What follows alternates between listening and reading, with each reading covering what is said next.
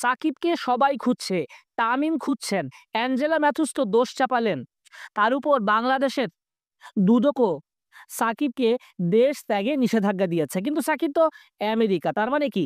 সাকিব বাংলাদেশে আসলে আর যেতে পারবেন না। ধরা খেয়ে যাবেন। কি সব কারণ? সবকিছু জানুন এই ভিডিওতে। অ্যাঞ্জেলা ম্যাথুজ সাকিবকে দুষলেন টাইম আউটের বিষয়টা নিয়ে। বাংলাদেশ শ্রীলঙ্কা মুখোমুখি হবে গলে ১৭ তারিখ মঙ্গলবার। অ্যাঞ্জেলা ম্যাথুজ বলেন, "আমি মনে করি ওই সময় এটা নিয়ে অনেক কথা বলেছিলাম। কারণ আমি খুব রাগ হয়েছিলাম, সাথে হতাশও হয়েছিলাম। আমি নিশ্চিত করেই বলছি, আমি কোনো ভুল ছিলাম না। যখন আমি ভিডিওটা ম্যাচ রেফারিকে দেখিয়েছিলাম, তারাও বুঝতে পেরেছিল কি হয়েছে এবং তারা ভুল বুঝতে পেরেছিল। তবে ম্যাচটা আমাদের জন্য খুবই গুরুত্বপূর্ণ ছিল এবং আমার মনে হচ্ছিল সাকিব ও বাংলাদেশ দল আমাকে টার্গেট করেছিল।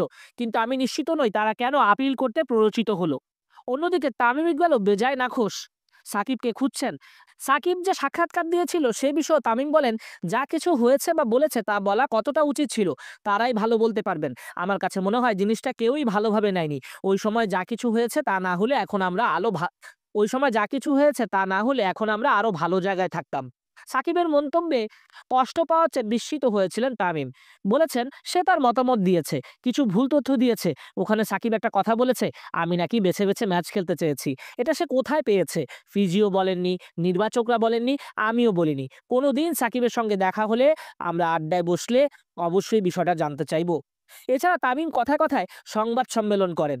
কি কারণে? অবসরের সিদ্ধান্তটা সংবাদ সম্মেলনের মাধ্যমে জানিয়েছিলেন, কেঁদেছিলেন।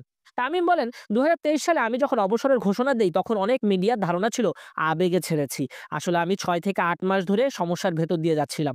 আমাকে কোনো রকম সহযোগিতা করা হচ্ছিল না। সবকিছু নিয়ন্ত্রণের বাইরে চলে যাওয়ায় অবসরের ঘোষণা দেই। হ্যাঁ, যেদিন ঘোষণা দিয়েছি সেদিন আবেগাপ্লুত হয়ে পড়ি। পরিবারের সঙ্গে কথা বলেই সিদ্ধান্ত নিয়েছিলাম। আমি সবসময় সবার সঙ্গে গল্প করতে পছন্দ করি, আড্ডা দিতে ভালোবাসি। এসব থেকে আমাকে একা করে দেয়া হলে ভেঙে পড়া স্বাভাবিক। এর থেকে বেশি কিছু বলতে চাই না।"